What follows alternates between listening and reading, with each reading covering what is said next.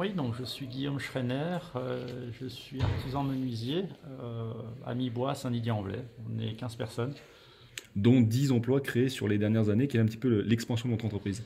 Oui, c'est ça, j'ai repris un atelier qui a été créé il y a 21 ans, il y a 11 ans maintenant, et on avait 3 salariés et demi, et en fait ça s'est fait, les 2, 3 premières années étaient difficiles honnêtement, et puis après en étant organisé, en achetant du matériel, en formant des apprentis, en fait, naturellement ça s'est fait, et puis on est arrivé à 15 personnes en fait. On a à peu près un emploi par an régulièrement.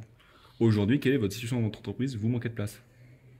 Oui, donc on avait un peu moins de 700 mètres carrés, 600 mètres carrés je crois, il y a 5 ans. Euh, on devait remettre aux normes le bâtiment au niveau électrique, la toiture, on avait des gouttières, c'était compliqué, il y avait de l'amiante et la mairie voulait pas réaliser les travaux, donc elle a mis à la vente le bâtiment. On a pu du coup acheter notre bâtiment pour faire des travaux et puis avoir un local qui était adjacent où un maçon avait quitté le local, donc on a pu récupérer des mètres carrés. Aujourd'hui on a un peu plus de 900 mètres carrés.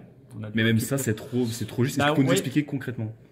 bah concrètement, j'ai pas la place par exemple de rouler en fémique dans l'atelier. Il y a trop de machines, il y a trop de stock.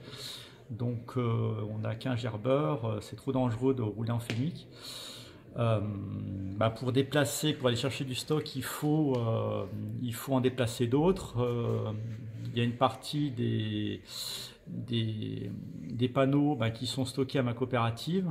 Je les fais venir au fur et à mesure des fabrications parce que, encore une fois, donc on peut pas, même si ça, en fait, en réalité, ça coûterait moins cher de faire mieux en une fois parce que vous faites une grosse commande plutôt des petites commandes échelonnées.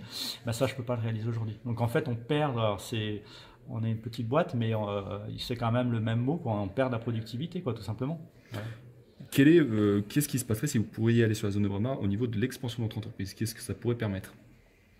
Ah ben déjà, c'est du confort dans le travail pour les salariés. On pourrait s'équiper également d'un magasin avec un stocker en fait, avec une prise en charge des panneaux par les ventouses pour le mettre sur les centres d'usinage. Donc déjà ça apporterait du confort, on travaillerait plus rapidement. Euh, on aurait aussi de la place, puisque là même dans les bureaux on a refait il y a 2 ans en fait, on a déjà plus de place. J'avais déjà prévu 2 postes supplémentaires, mais aujourd'hui une menuiserie, c'est des plans, c'est de la 3D, des fichiers informatiques, on pourrait continuer à se développer quoi, tout simplement. Aujourd'hui, est-ce qu'il y a un risque de viabilité sur le moyen long terme pour votre entreprise si jamais la zone ne se fait pas et vous ne pouvez pas agrandir vos locaux?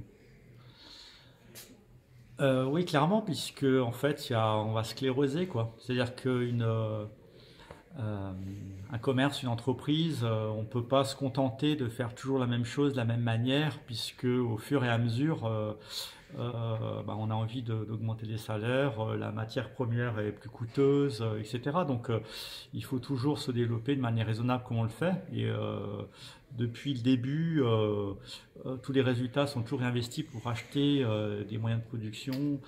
Voilà. Donc euh, on est une petite structure, mais on a mis en place quand même un intéressement, on met en place des choses, on essaye de se calquer sur les plus grosses structures pour essayer également d'attirer des bons profils, des bons jeunes en formation, quoi.